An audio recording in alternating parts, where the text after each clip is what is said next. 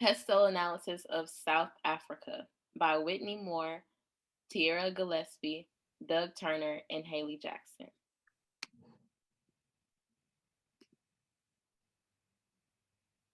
South Africa transitioned to a democracy economy in 1994 with the help of the United States. But there is instability in leadership in South Africa due to corruption scandals involving political leaders.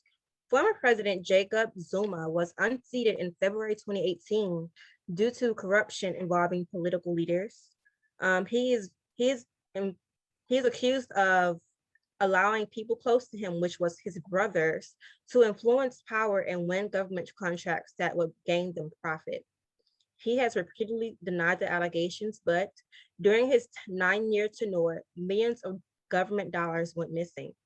Current President Cyril Ramaphosa has brought about these charges in order to strengthen the country's political power by making no room for corruption, by strengthening the law enforcement and prosecution authorities.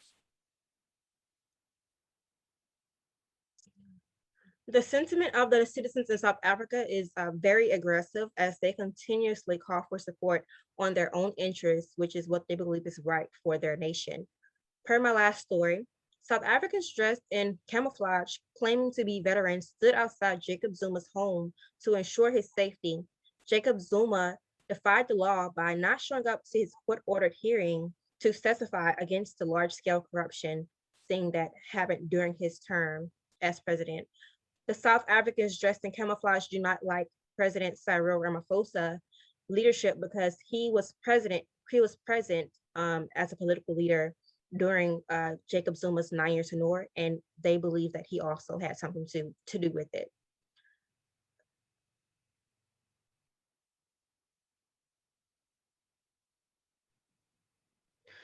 According to the U.S. Department of State, it's recommended not to travel to South Africa.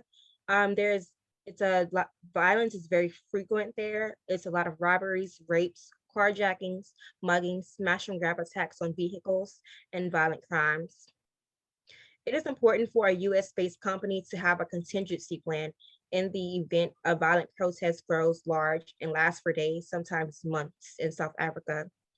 The US Embassy in South Africa released security messages regarding protests with the potential to grow violent. The most recent ones are back in 2018. Demonstrations took place at H&M stores across South Africa due to an offensive advertisement. The advertisement involved a young Black boy dressed in a t-shirt that said, "Coolest monkey in the jungle."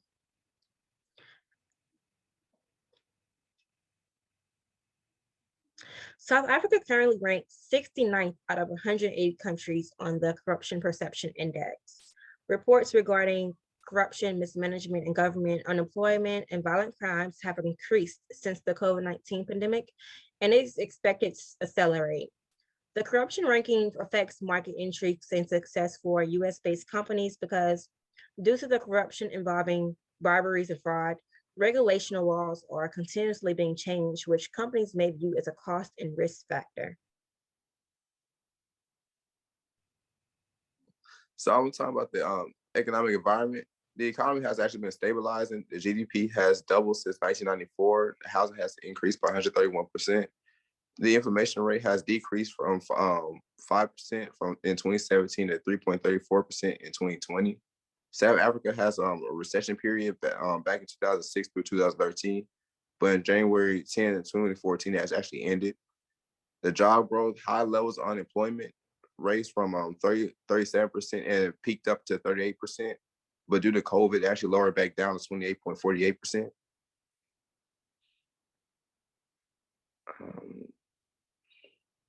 Education-wise, South Africa has a really poor education system, but it's actually on the rise with new technology. Over 59% of people 25 through 64 had attained an upper secondary education level. Starting May 24, 2021, they actually gonna start doing more virtual schools from the US. The income they had an average spending workforce. The average spending workforce only makes 20,860 a month, was only 14,000 US dollars. High levels of they spend most of their money on high levels of groceries and beauty supplies. 10% of their population earns 45% of their national income. And for a discussion, South Africa has the largest economy of the African continent. From the most recent statistic conducted in 2013, more than 1.5 million people were running small informal businesses like food markets, flea markets, vendors. Majority of the borrowing comes from informal sources. Bringing more people in the financial system can increase GDP, reduce poverty, and create more market opportunities. Um, Unreliable and uncapitated electrical supply networks distribute issues based on mostly rely on known suppliers. They don't really work outside people they don't know. So if you're trying to enter in, it's going to be kind of hard to go your way through. Now we have the socio-cultural environment, the social institutions. First, we have family. When marketers are trying to produce market new products, they must make sure that they are marketing to the appropriate family income group, neighborhood, stuff like that. So when you have say you're trying to present a more expensive product, a marketer wouldn't just go to any type of neighborhood to present this product. You wouldn't present the product to a low income household. You would make sure that you know your audience enough to make sure that you go to the right neighborhoods to make sure that you are presenting to the right audience. Next, we have religion. When businesses go international, they must consider the religion that is most prominent within the country. And when uh, marketers must also be aware of holidays, how when to take off and how long they stay off for certain holidays, also how they dress, if certain men have to dress a certain way for their religion, physical appearance, which can be piercings, non-piercings, face covers, things like that. That is all should be taken into consideration when moving your business international. And then education. A country's education system can significantly affect the number of able workers. Most Some countries only allow certain people, like for example, women, they can only get education to a certain level or grade level, and then they take them out to start working in their homes to help raise their siblings and help with their family and stuff like that. So that is definitely another thing to consider when moving your business international is how many people can you have on the workforce, and are they going to be educated enough to be a asset to your company. Also, the media. The South Africa did not have the best media advertising department until the 1960s. It was a reporting service by Franklin Research in Johannesburg. In recent media activity, social media has become the big has become all the hype in marketing businesses all on social media. For example, TikTok, there are multiple businesses from South Africa, Africa in general. Business marketers are jumping on the bandwagon to get more hype from social media to taking advantage of it. Next, passing on to my colleague Whitney. To have state insight, South Africans look after themselves and their direct family only. An employee-employer contract is a mutual advantage, and management is the management of individuals, and hiring and promotions are based off on whether a person deserves it. Power distance in South Africa is a score of 49, which is similar to the United States, where they do not demise a hierarchical order. Their certainty avoidance in South Africa is very low. They are not afraid to step away from the norm, and innovation is not perceived as a threat. Market entry and global success has a potential in South Africa as their economy is similar to the United States and open to new innovations that can be a mutual advantage. The citizens are accepting of new markets as it increases mutual advantage of job creation, economic growth, and market values. Passing it on to my colleague Doug and Haley. All right, so communication styles and management. South Africa's communication context is a rainbow nation. It's pretty much a mixture of a whole bunch of things. It's a mixture of low and high context from different ethnicities. Black South Africans are typically high context, while white South Africans are more on low context. And this impacts the market entry and global success by making it tricky to resonate with overall population because high context means their communication style is more aware and observant of facial expressions, body language, and changes in tone, while low context communication styles are straight to the point and explicit. They rely on verbal and written messages. So, whatever it is you're trying to market, you have to be well aware of who your target audience is. Next, we have the technological environment. South Africa does run on a rotating grid for electricity, which does not satisfy everyday living. Many households are using coal and solar power to get power during nighttime when they are not on the right side of the grid. However, this does not take away from technological leadership in the country. Multiple international companies are operating in South Africa, like IBM, Microsoft, Intel, Dell. They have entered the South African market, and the South African government has adjusted the budget for technological advancement and basically allowing more opportunities for people to get jobs and growing the workforce. The government has decided to develop a program that is aimed at millions of young people in training them in robotics, artificial intelligence, AI, coding, cloud computing, and networking by 2030, which is a great opportunity for education and the workforce in the future. Next, we have technological infrastructure's impact. Product, stru- product strategy. In 2019, IBM opened a cloud data center in Johannesburg to provide its clients with complete portfolios of cloud services. The IBM Cloud service is a great way to earn badges and to get more education and to build up your resume for when you do get into the workforce. And people are looking for IBM badges to help with their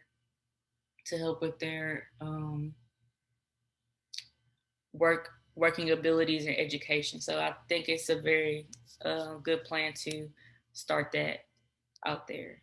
Well, to have that out there. And then promotion strategy, you use IBM again.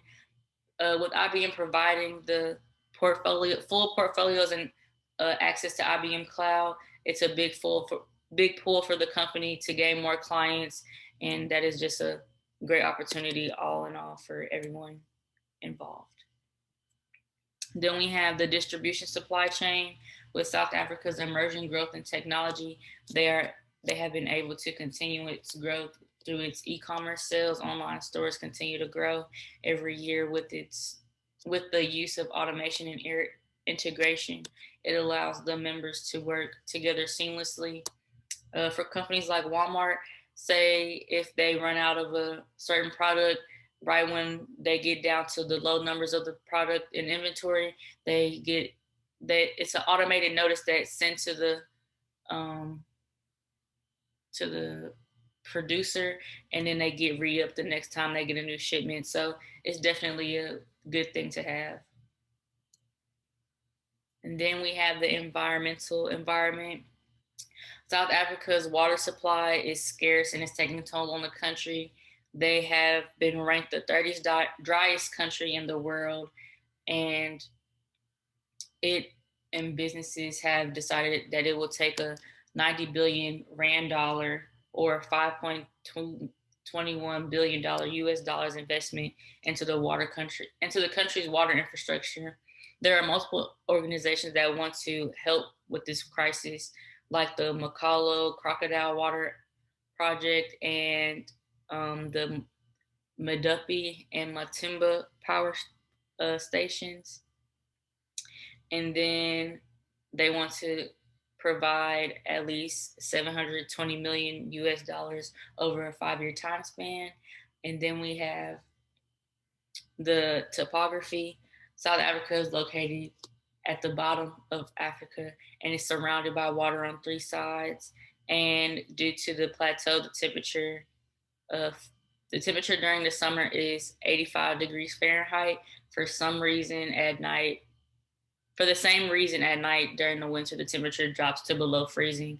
So um, temperature and climate does take a toll on the country in itself.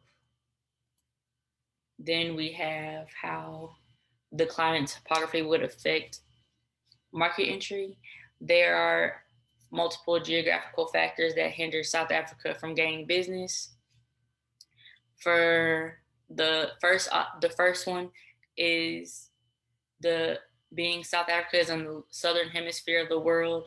They are affected by the way the sun rotates around the earth, and when the instead of it going from right to left, it goes from left to right, and it's not ideal for shipments that come through the sea, and cyclonic storms whirl with the sun, so that puts them at a disadvantage and a big concern for your shippermen's lives and your shipping products that come through the water.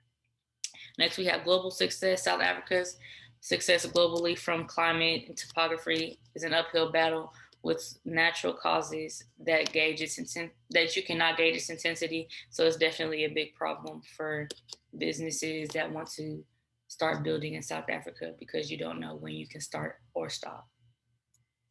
Then we have product strategy. South Africa does not have any natural lakes. They are all man-made. And with this, they're not able to become harbors for docking shipments. So that is definitely a concern or a downfall in South Africa. And then the supply chain strategies.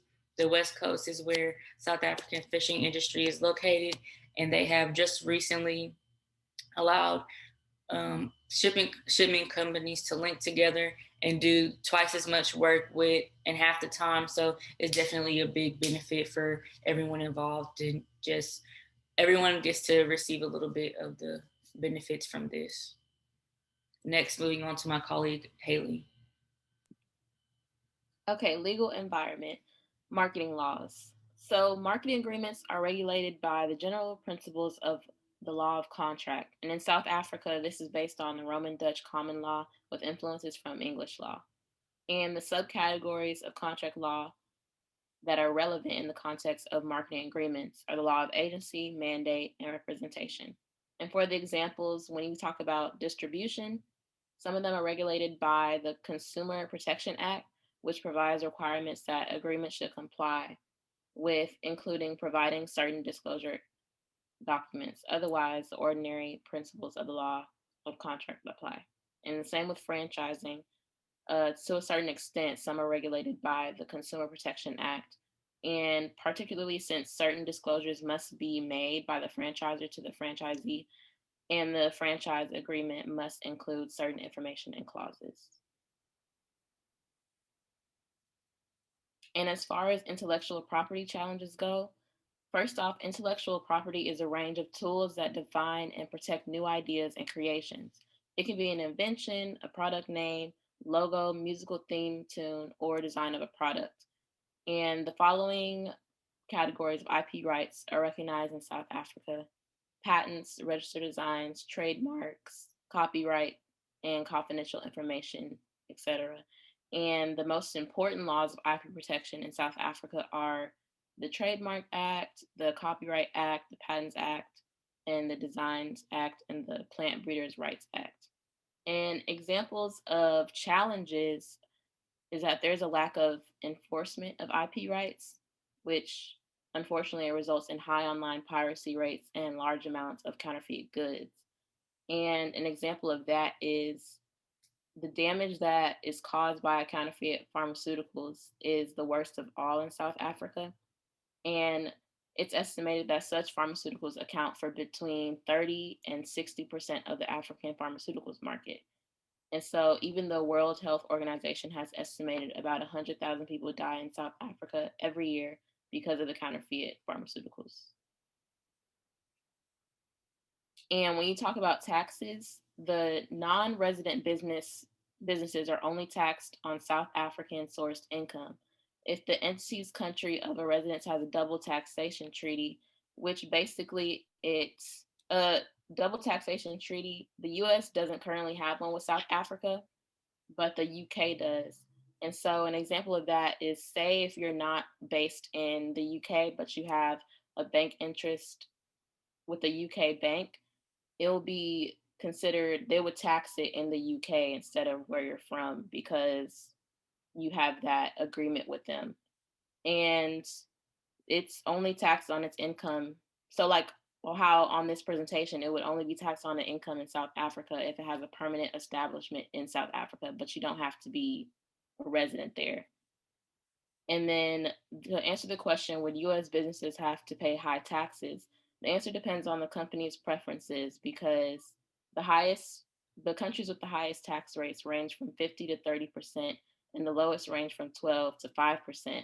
And South Africa's tax rate is 28, so it's in the average threshold. It's not expensive, but it's not cheap.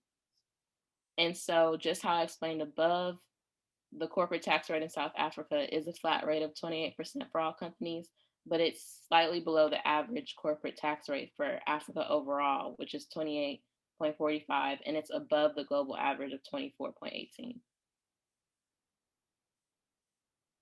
And bribery and extortion. So, under the South African law, the crime of extortion is classified as a common law crime. This means that it's not written in any legislator, but instead it comes through historical legal influences on the South African legal system, as well as case law as determined in the courts. And an example of extortion, for example, it's like protection from gangs or even corrupt police officers threatening arrest unless a person pays up. This happens a lot with extortion, and it's on the rise in South Africa. And as well as bribery in South Africa, it involves the receiving or offering of unauthorized gratification by or to a party to an employment relationship.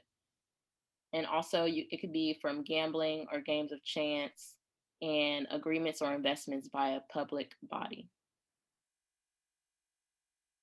And it also affects businesses by businesses not wanting to be involved with South Africa because their legal environment is sort of slow and they're not efficient on issues like that. So US businesses probably would want to stray away because of that reason.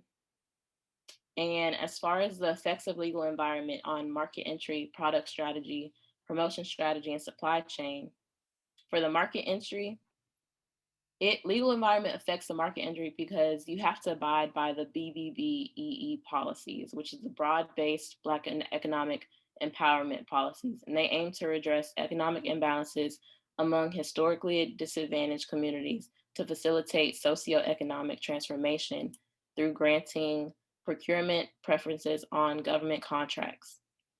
And with product strategy, they have well-developed consumer protection rules and recently better enforcement. So you can get sued faster than ever for making the wrong move on your product. The South African common law states that a manufacturer or supplier of a product may be held liable for the loss of damage sustained by a consumer as a result of the use of its defective product, either on a contractual privy or on the basis of delict. And as far as the effects on promotion strategy, the Consumer Protection Act contains extensive provisions concerning fair and responsible marketing to consumers. The Advertising Standards Authority, which is the ASA, is a self-regulatory body that has been established to regulate advertising in South Africa. And the supply chain strategy. The South African government is continuously changing the mandatory industrial localization requirement for foreign suppliers that often view this as a cost and risk factor for doing business in South Africa.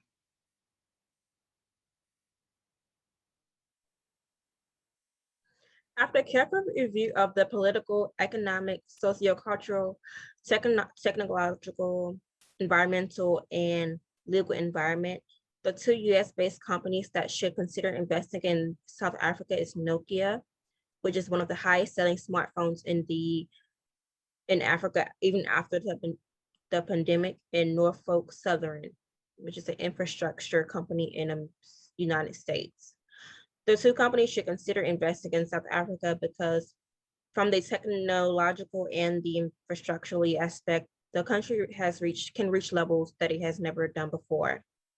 There is market opportunity in technology and infrastructure with innovative designs and ingenious development. The two American companies can thrive in the market.